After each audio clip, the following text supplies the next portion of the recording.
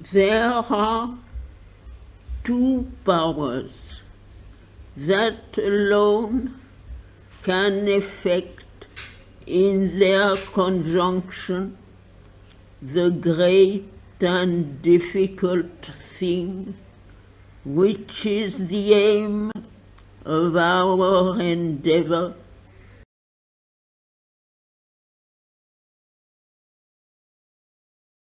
A fixed and unfailing aspiration that calls from below and a supreme grace from above that answers.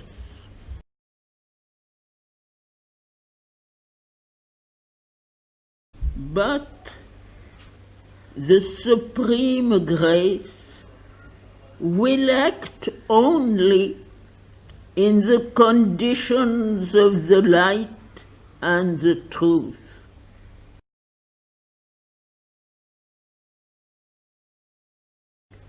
It will not act in conditions laid upon it by the falsehood and the ignorance. For if it were to yield to the demands of the falsehood, it would defeat its own purpose.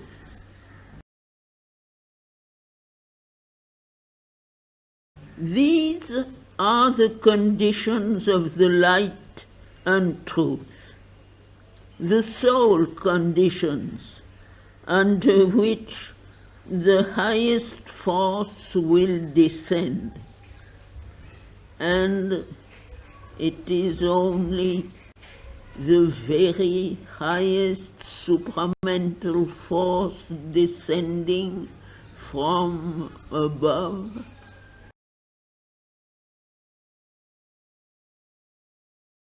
and opening from below that can victoriously handle the physical nature and annihilate its difficulties.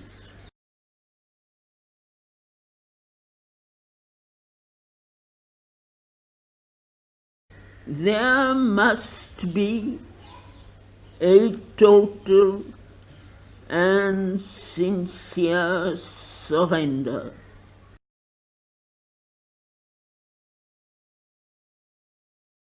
There must be an exclusive self-opening to the divine power.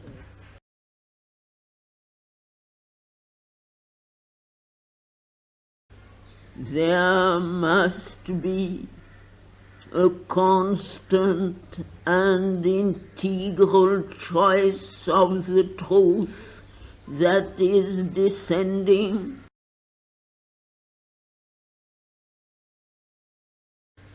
a constant and integral rejection of the falsehood,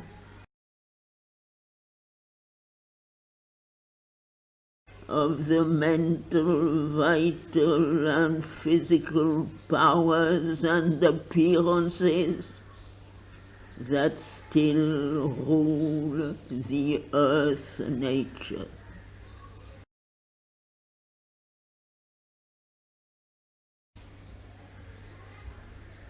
The surrender must be total and seize all the parts of the being.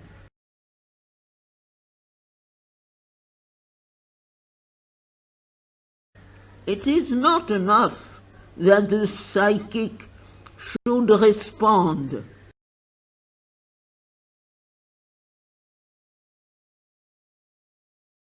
And the higher mental accept.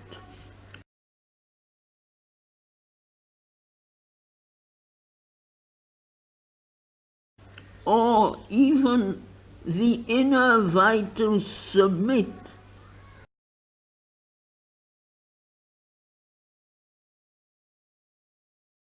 and the inner physical consciousness feel the influence.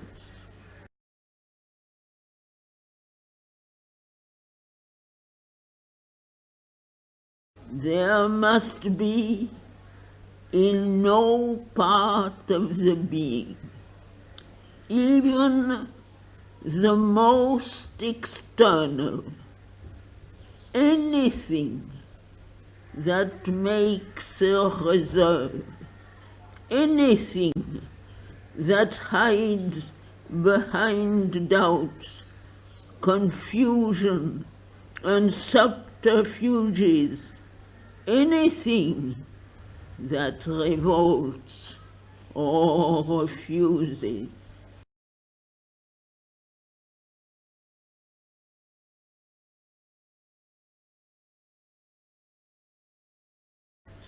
If part of the being surrenders, but another part reserves itself, follows its own way, or makes its own conditions, then each time that happens, you are yourself pushing the divine grace away from you.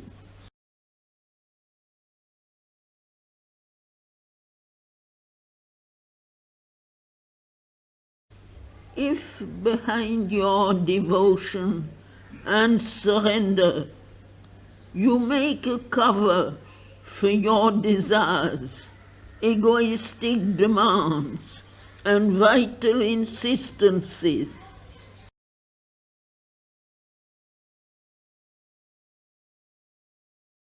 if you put these things in place of the true aspiration, or mix them with it, and try to impose them on the divine Shakti, then it is idle to invoke the divine grace to transform you.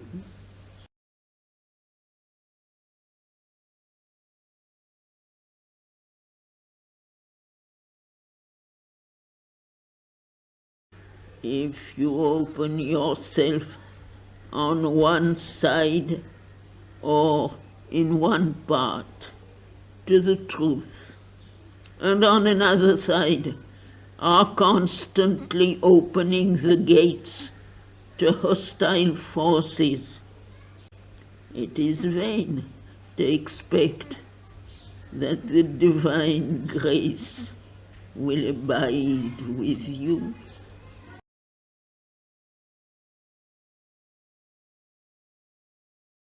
You must keep the temple clean if you wish to install there the living presence.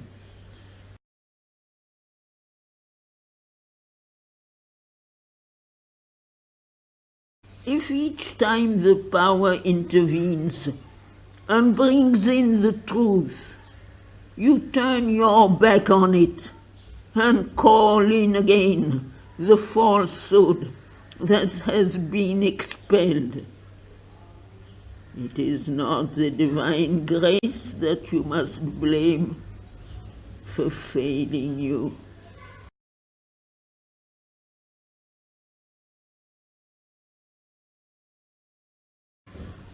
But the falsity of your own will and the imperfection of your own surrender.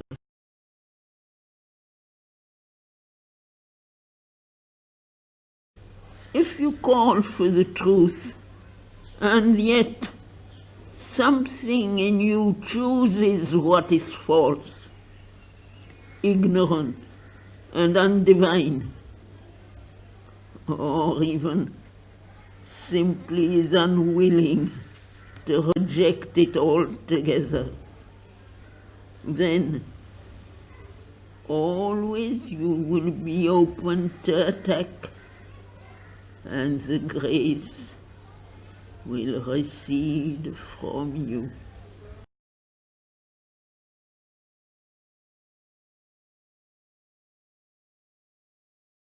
Detect first what is false or obscure in you, and persistently reject it.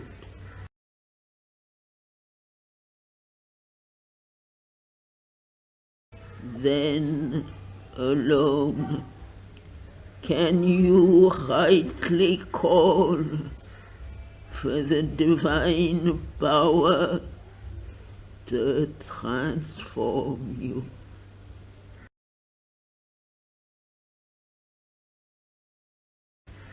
Do not imagine that truth and falsehood, light and darkness, surrender and selfishness can be allowed to dwell together in the house consecrated to the divine.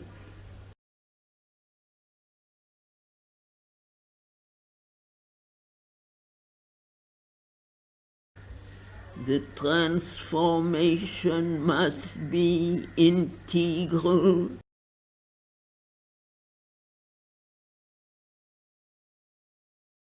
and integral, therefore, the rejection of all that withstands it.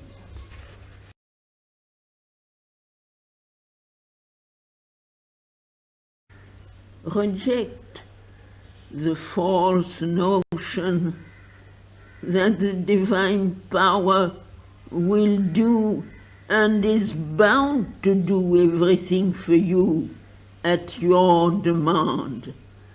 And even though you do not satisfy the conditions laid down by the Supreme.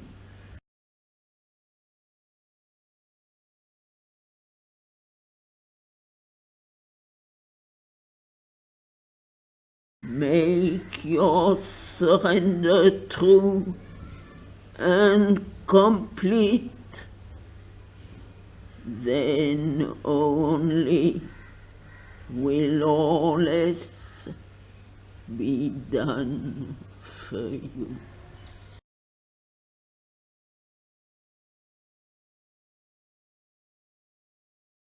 Reject too the false and indolent expectation that the divine power will do even the surrender for you.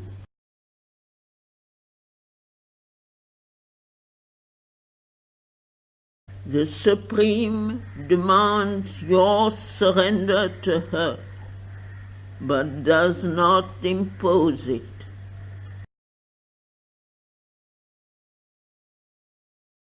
You are free at every moment till the irrevocable transformation comes to deny and to reject the divine, or to recall your self-giving.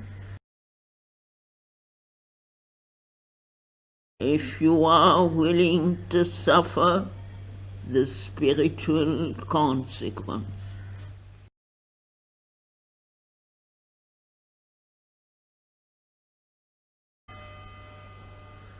Your surrender must be self-made and free.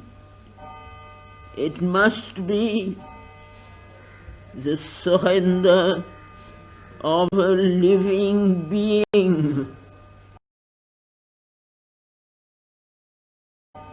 not of an inert automaton or mechanical tool. An inert passivity is constantly confused with the real surrender.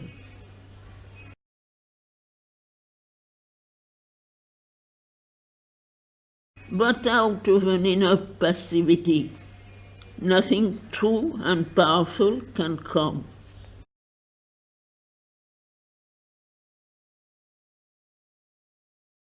It is the inert passivity of physical nature that leaves it at the mercy of every obscure or undivine influence.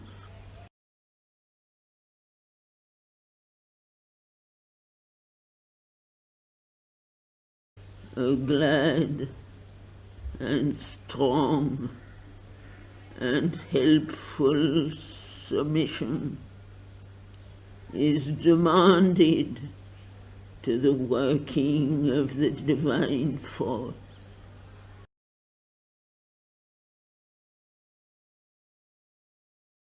The obedience of the illumined disciple of the truth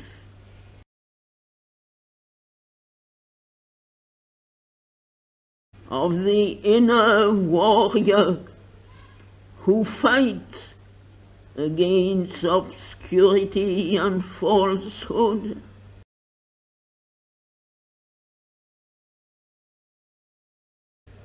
of the faithful servant of the divine.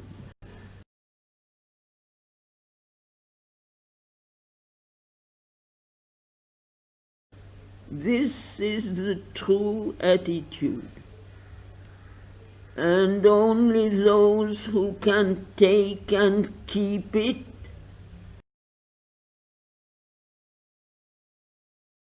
preserve a faith unshaken by disappointments and difficulties,